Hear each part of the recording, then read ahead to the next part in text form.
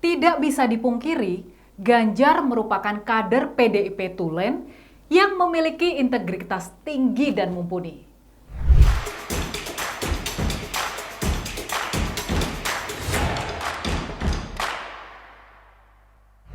Dubrak!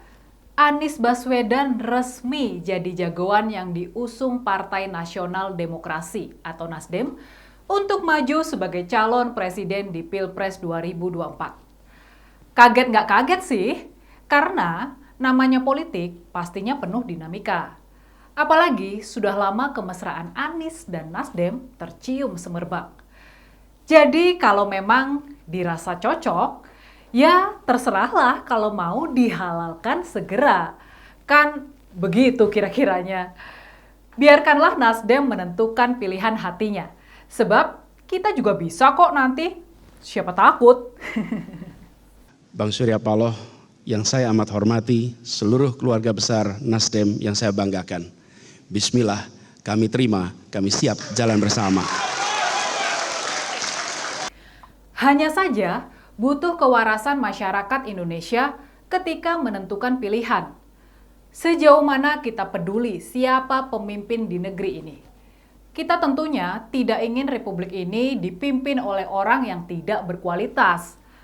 Tidak mudah loh memimpin Indonesia dengan luas 7,81 juta kilometer persegi. Dibutuhkan bukti rekam jejak yang bisa dipertanggungjawabkan sekaligus memiliki visi dan misi, dan pastinya harus seorang nasionalis. Seorang yang punya hati untuk Indonesia, tidak untuk segelintir atau sekelompok, tapi seluruh rakyat dari Sabang hingga Merauke. Saat ini Pilpres 2024 seperti alot dan buntu. Terlihat Partai Persatuan Demokrasi Indonesia Perjuangan atau PDIP yang menjadi harapan ngotot menjagokan Puan Maharani Trah Soekarno sebagai capres.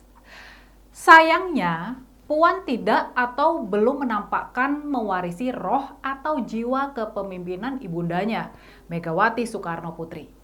Setidaknya sampai sejauh ini Puan diragukan mampu memenangkan hati calon pemilih. Sudah ada presiden perempuan, artinya insya Allah tahun 2024 akan ada lagi kepala daerah perempuan, menteri perempuan, presiden perempuan juga akan ada lagi insya Allah.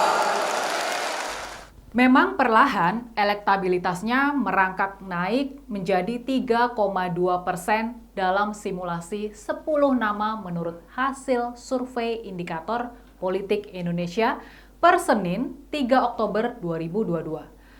Padahal pada Juni 2022 lalu tingkat keterpilihan Puan hanya 0,8%. Begitupun tidak bisa dikatakan aman.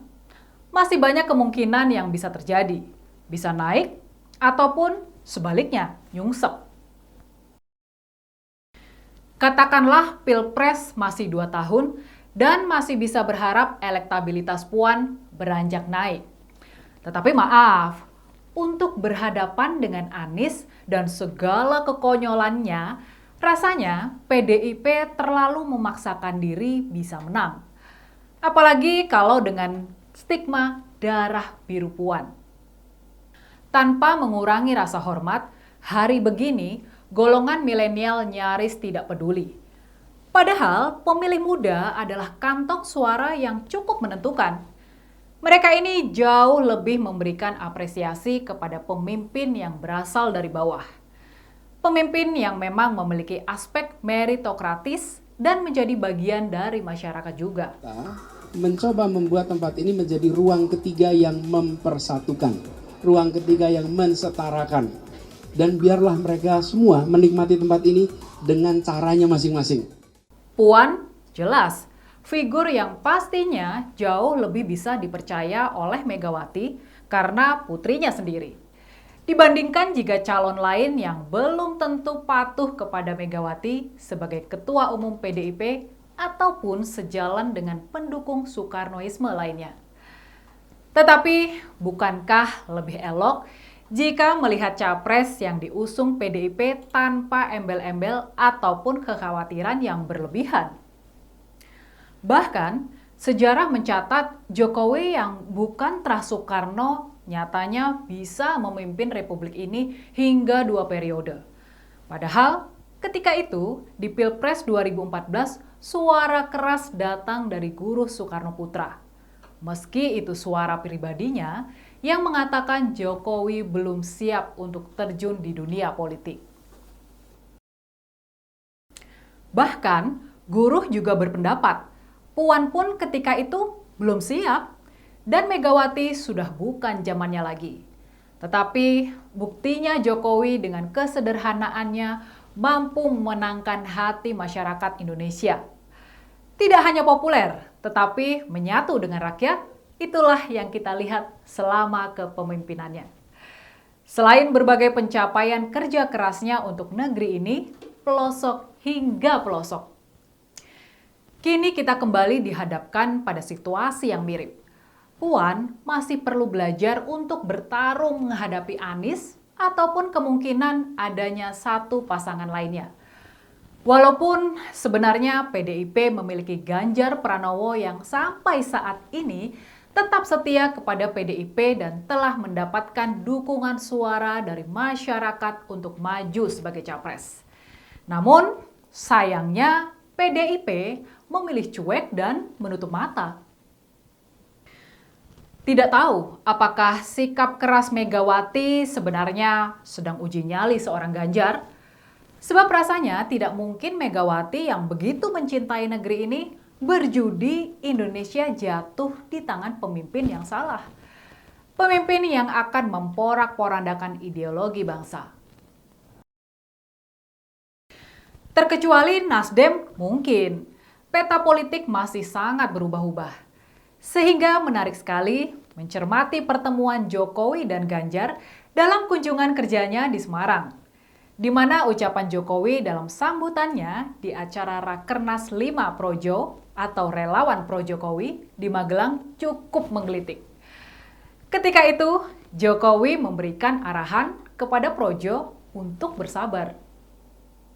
Urusan politik ojo kesusu se, jangan tergesa-gesa, jangan tergesa-gesa, meskipun mungkin yang kita dukung ada di sini. Sudah dibilang jangan tergesa-gesa, ojo kesusu, kata Presiden Jokowi kala itu. Urusan politik ojo kesusu sih. Jangan tergesa-gesa. Jangan tergesa-gesa. Ganjar memang diketahui tidak mendapatkan tiket untuk maju.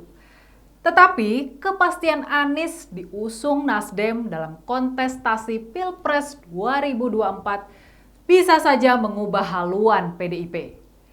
Ganjar Pranowo yang selama mengemban jabatan Gubernur Jawa Tengah telah menunjukkan loyalitasnya kepada PDIP, ketangguhannya, dan terbukti disukai publik. Semoga ini sinyal Jokowi yang bisa menjadi kabar baik. Tidak bisa dipungkiri, Ganjar merupakan kader PDIP tulen yang memiliki integritas tinggi dan mumpuni. Artinya, sangat tidak mungkin rasanya Megawati gegabah mempertaruhkan partai dan membiarkan Indonesia jatuh di tangan orang yang tidak tepat.